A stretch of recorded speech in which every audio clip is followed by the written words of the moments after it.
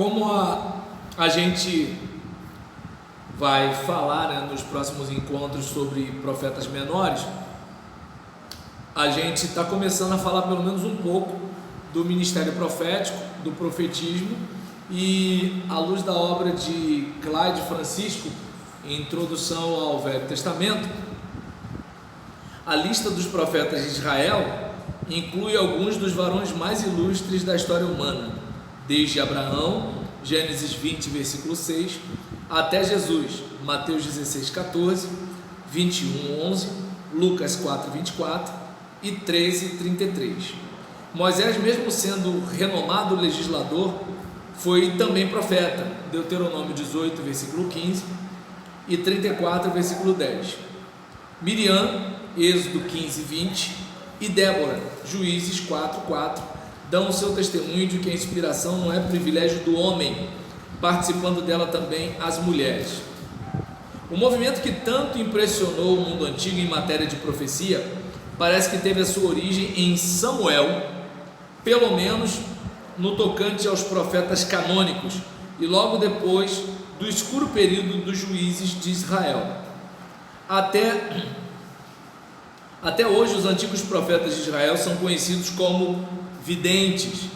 A palavra hebraica roé e os seus contemporâneos não lhe recusaram esta prerrogativa. Primeiro livro de Samuel, capítulo 9, versículo 9.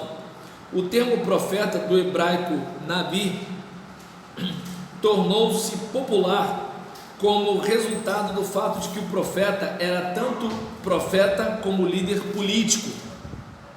A supremacia filistina sobre Israel determinou o aparecimento de um grupo de idealistas que criam que, se Yahvé fosse fielmente obedecido, o seu povo seria liberto outra vez. De certa forma, qual era o trabalho do profeta, pelo que a gente observa? Você tem a lei, e aí o profeta é aquele cara que fica entende? Ele não inventa coisa. Existe um estatuto, e ele é o cara que está sempre lembrando, tem esse artigo, tem esse parágrafo, tem essa linha, de acordo com o caput, entende? Então, ou seja, o profeta é o cara que está lembrando o povo que existe regra. Por isso que o profeta é um cara chato. E o povo não estava nele. Tá dando para entender? Ou quando estava, sentava a mão nele, né? Esse é o caso. Exatamente. E aí, deixa eu ver aqui. Oi? É por aí, certo? Então, a supremacia filistina sobre Israel determinou o aparecimento de um grupo de idealistas que criam que, se Yahvé fosse fielmente obedecido, o seu povo seria liberto outra vez. Estes bandos de profetas iam de local em local disseminando a sua fé no Deus de seus pais e levantando o ânimo do povo para as grandes iniciativas futuras. O termo Nabi vem com certeza da raiz que significa falar. Desta forma, os profetas eram homens que falavam por Deus. Há ainda um outro uso do mesmo termo, que jorra bastante luz sobre o seu sentido, e este encontra-se na forma verbal do Hitpael, que é uma forma verbal do hebraico, que significa esbravejar. 1 Samuel, capítulo 18, versículo 10. Parece certo que estes grupos não tinham muita simpatia do povo, como aliás acontece ainda hoje. Primeiro livro de Samuel, capítulo 10, versículo 1 a 12. É como algo que assim é muito comum. Eu costumo falar que o ministério pastoral é uma coisa muito boa, sabe? Porque você lida com os momentos mais especiais da vida das pessoas, né? Eu vou pegar a minha experiência. Imagina o que é de repente assim, estou eu de férias pastorais, e aí um cara que morou na rua da igreja, mudou para outra rua, mandou um zap para nós, o cara nem da igreja era, e nem da rua da igreja ele era mais, ele se mudou para outra rua. Pastor, minha mulher está indo embora, vem aqui em casa. Como é que tu explica para o cara que não é crente o seguinte: eu estou em férias pastorais, eu vou mandar um diácono aí. O crente já é difícil entender, né? Aí eu falei para minha esposa: pera aí que eu vou ter que ir em tal lugar, fui lá. E aí nisso, a mulher não sabia que ele tinha me chamado, meio que assim, vai dar ruim, vou chamar o pastor, entendeu? Quando a mulher me viu, a mulher começou a cuspir marimbondo, em cima de mim não, em cima dele, mas assim, parece que a minha presença lá meio que amenizou um pouco as coisas. Aí aquele negócio e tal, mas ele contou também, pastor,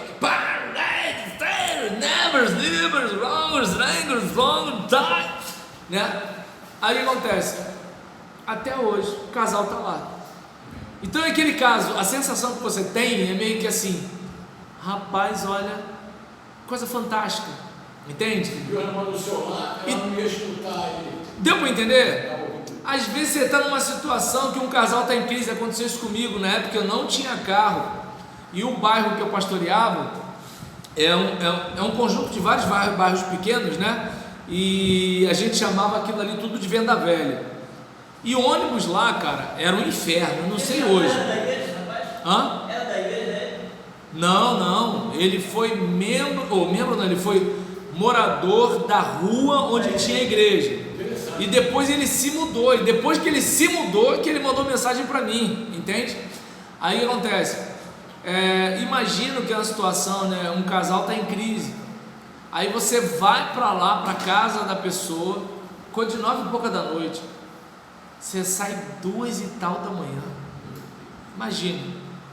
E como era uma questão de família, estava eu e minha esposa, 2 e pouca da manhã, eu me expondo, minha esposa se expondo, entendeu? Aí o que acontece? Uma situação que, por exemplo, se eu chego no público para falar: gente, orem por mim, me ajudem a comprar um carro, porque imagina, 2 e pouca da manhã, eu com a minha família, o que é que o povo geralmente pensa? Ah lá o pastor, que é carrão para ir para Grumari.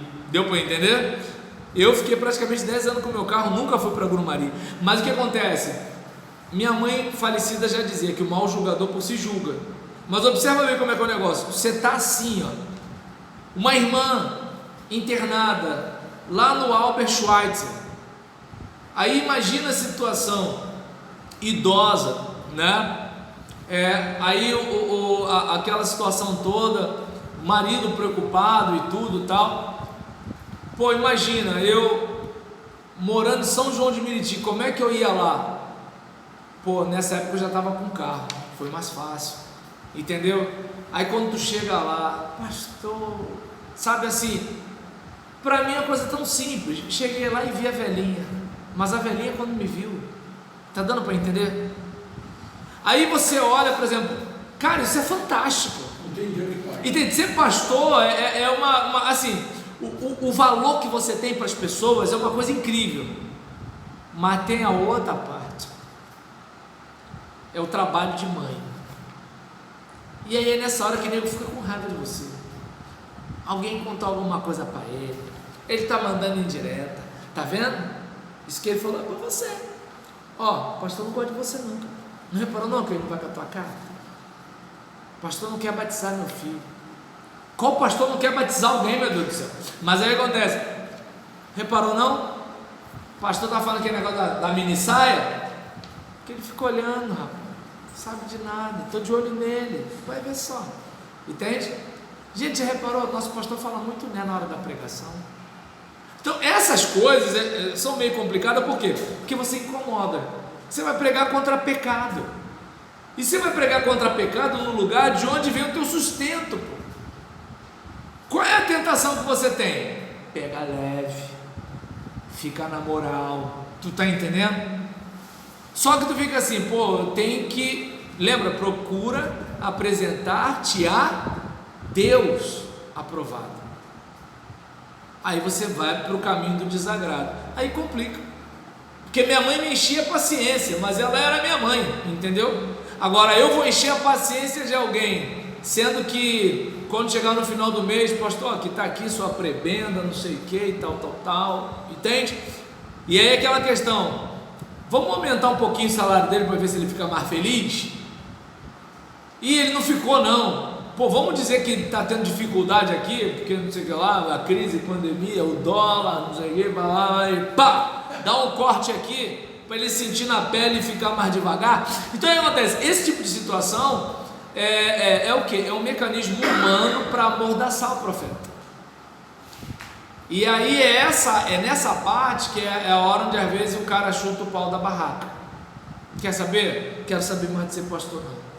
Por quê? Porque ele mede o ministério pelas partes difíceis e espinhosas. Porque pregar ele vai ter que ir lá todo dia. E não dá para ficar você dando cremogema sempre.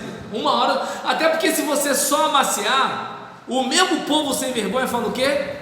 O pastor não está vendo não? Olha lá, fulano está catando a novinha, Beltrano está traindo a mulher, porque o papo, né? O povo fala mesmo, né? Então acontece, todo mundo sabe da vida de todo mundo, o marido traído é você, velho. Quando a coisa chega ao teu ouvido, geral sabe. E aí qual é a situação?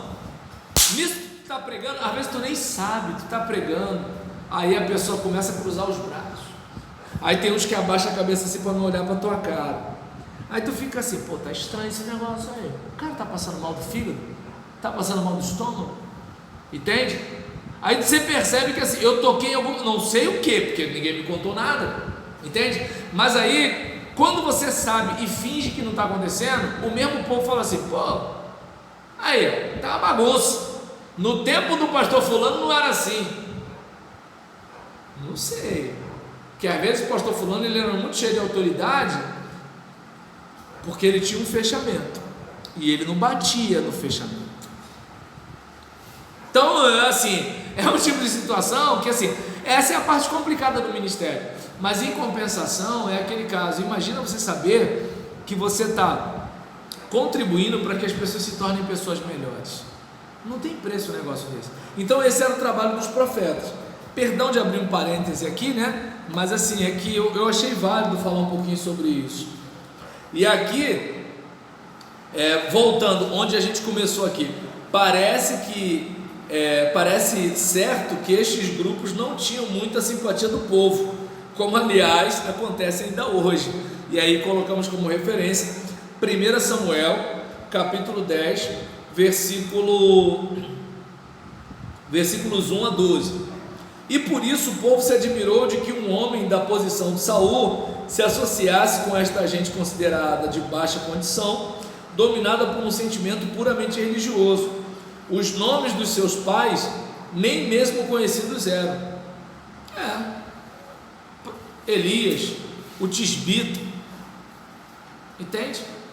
Então você percebe que assim, com exceção dos profetas que eram palacianos, entende? Pensa na cena de Elias e os profetas de Baal. Os profetas de Baal era tipo assim, aquele profeta contratado, entende? Ele assim, é aquele ministro, entende? Ele tem lá ele é o capelão, ele vai pregar, mas não vai pregar, tá entendendo? Porque assim, por exemplo, digamos, você é um capelão, aí tu vai chegar, tu vai mandar o papo reto com todas as letras, sem curva para aquele oficial lá? Acho que o do Fernando te respondeu, né? Então é uma seguinte situação: você é um profeta remunerado, e aí qual é a linguagem que se passa pela remuneração? Baixa o salto, entende? Então, e aí, profeta de Baal, qual é a situação aí? Baal é mal, pega um, pega geral, quero ouvir, Baal é mal, pega um, mexendo no ombrinho. Aí vem Elias, devia estar calçando um 752 da Vulcabras, uma calça de tergal, a camisa de poliéster, está entendendo? Na Brasília amarela, né? Subindo o morro. E aí, imagina, largando aquela pregação, Pensa na cena. O pessoal ele fala assim: coitado do Elias, entende? Só que Deus sabia o endereço do seu profeta, né? Aí é que está a questão, entende? Aí é que está a questão. Então, assim, Saul colocou esse pessoal, colocou esses caras, se deu bem. Mas quando começou a deixar de ouvir, deu ruim, né? Então Samuel, entretanto, viu este entusiasmo e verificou que, se fosse bem orientado por canais adequados, poderia ser de valor infinito aos propósitos de Yahvé. Assim dedicou-se à reorganização do grupo e em pouco tempo reuniu um bom número em volta de si, como se vê em 1 Samuel 19, versículo 20. Elias, muitos anos depois, liderou estes filhos dos profetas como parte de sua vida de atividade. Segundo o livro dos Reis, capítulo 4, versículo 38 a 41 e capítulo 6, versículo 1 a 7. Você deve lembrar daquela situação da esposa do filho dos profetas que morreu e a família não tinha assistência direito. Aí, por exemplo, de repente alguém chega, eu até preguei sobre isso, depois, se vocês quiserem, eu até compartilho com vocês o link. Num café, né, de pastores, eu estava falando sobre essa situação. Muita gente vai chegar e vai criticar esse profeta, porque ele morreu e deixou a família desassistida. Bem, a questão toda que a gente tem que pensar é a seguinte: será que ele não pensou em dar assistência para a sua família? Só que aí, diante da assistência à sua família e a questão da sua vocação, ele fez o que? Eu vou esticar mais um pouco esse negócio aí, entendeu? Então a gente, por exemplo, vai reparar, né, que os profetas eram esses caras, e muitos destes profetas primitivos, por causa do seu intenso patriotismo, tornaram-se associados dos reis ou pessoas da corte, e eram mesmo sustentados com recursos oficiais, que a gente poderia chamar de profetas palacianos. Tal conduta teria necessariamente como resultado fazer silenciar a crítica a respeito do comportamento público em relação aos profetas. Outros profetas, nascidos deste movimento, conservaram, entretanto, a sua independência e lealdade à voz de Yahvé. Você tem Natã, Miqueias, Elias. Mesmo que Amós negasse qualquer relação com o profetismo, alegando que não era profeta nem filho de profeta, na corte de Jeroboão, a sua mensagem encontrou substância no entusiasmo dos profetas do período de Samuel. E deixa eu ver aqui. Com Samuel, pois, o entusiasmo dos profetas moços encontrou o verdadeiro caminho, e Samuel viu realizado o seu sonho, dando direção à pregação construtiva, livrando-a do emocionalismo estéril. Os profetas canônicos viviam sob a dependência do Espírito de Deus, e a sua mensagem vinha de Yahvé. O processo mental era estimulado e guiado pelo Espírito de Deus, que não só guiava, mas revestia de poder. A imaginação, a memória e a razão eram sem dúvidas alteadas, do mesmo modo que a intuição das coisas e a sua introspecção espiritual. Lembra, a sensibilidade do profeta, ela era diferente, certo? O Espírito de Deus escolhia os homens de acordo com o seu propósito, e a seguir aproveitava todos os seus poderes para o fim desejado. A mente do profeta variava de extremos de transe e êxtase, até a mais profunda quietude do pensamento e da ação sobre o que o Espírito de Deus presidia. Ao contrário da crença popular, os profetas não eram primariamente anunciadores do futuro. Vai acontecer isso, vai acontecer aquilo e tal. Eles eram mais pregadores do que profetizadores. Lembra do que eu falei? Eles denunciam o pecado. Eles liberam o ai, o lamento. Ai de ti, ai de ti. Eu lembro muito quando minha mãe falava, ai, ai, ai, como assim, ó, vai dar ruim, entende? O quê? E aí nisso, a predição era apenas um aspecto do seu ministério, era poucas vezes minuciosa. O princípio fundamental que dominava a mensagem dos profetas do Velho Testamento era a necessidade da obediência moral aos princípios éticos de Deus. Para ele, o futuro estava nas mãos de Deus, mas ainda aqui este futuro estava em parte determinado pela escolha livre do homem.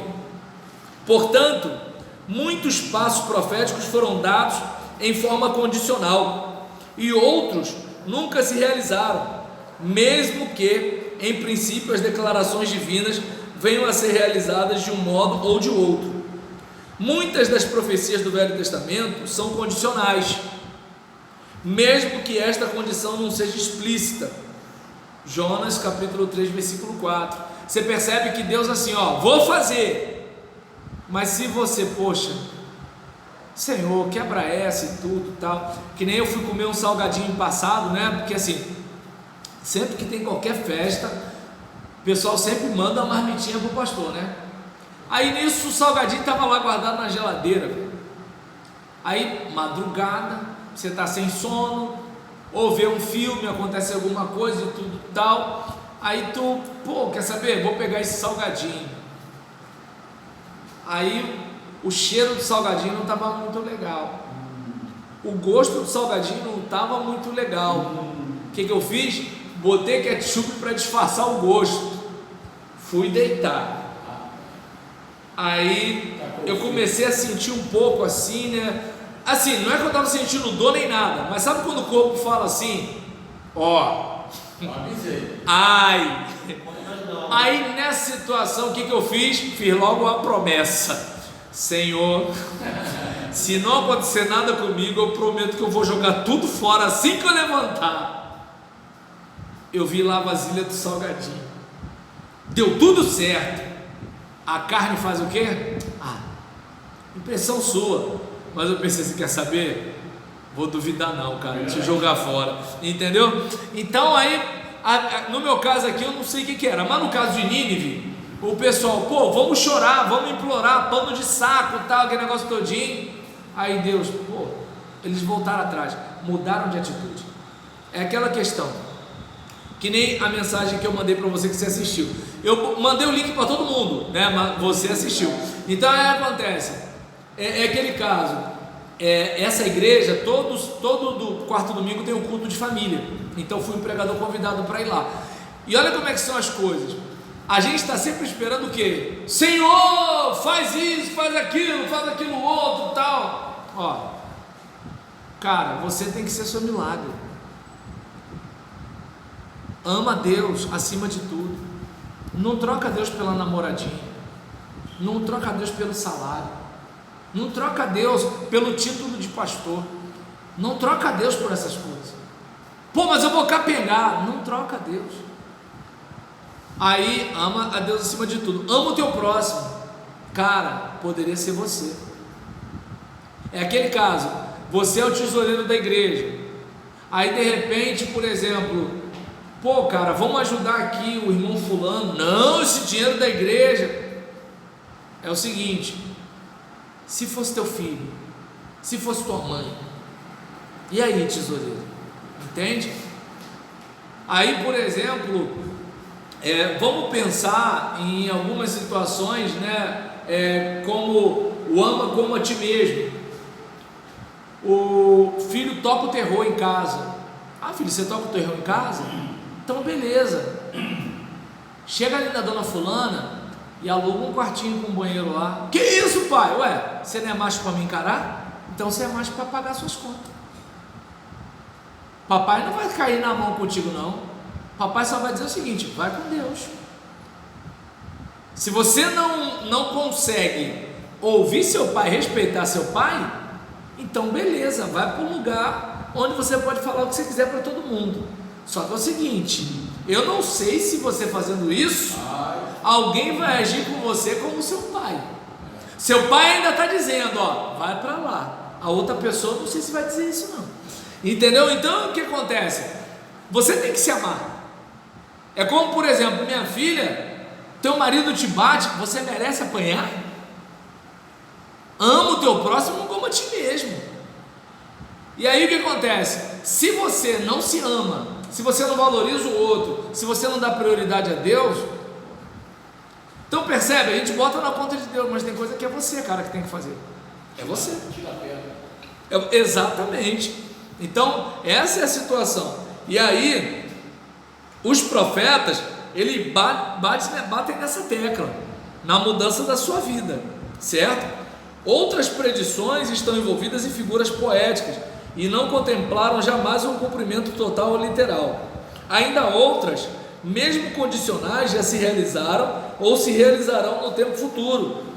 Em geral, estes são os principais fundamentos do propósito de Deus quanto ao seu Messias e seu povo, que pode retardar por causa do pecado do homem, mas jamais abandonar. Muita gente entende que a volta de Deus está tardia, mas isso é porque ele é longânimo. O apóstolo Pedro fala isso.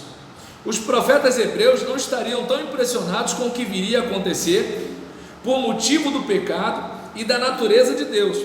A profecia, no seu sentido mais alto e nobre, eram sermões que conservavam o seu valor para todas as idades, porque o seu conteúdo retém os eternos propósitos de Deus que jamais poderão falhar.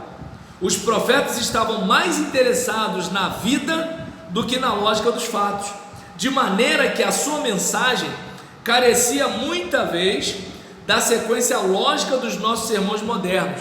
Como ser feliz, seja grato, fale coisas boas e pense e cuide da saúde. Entende? A gente, quando prega, bota tudo arrumadinho, né, e tudo tal. Eles iam falando e vai, tá entendendo? E nesse caso aqui,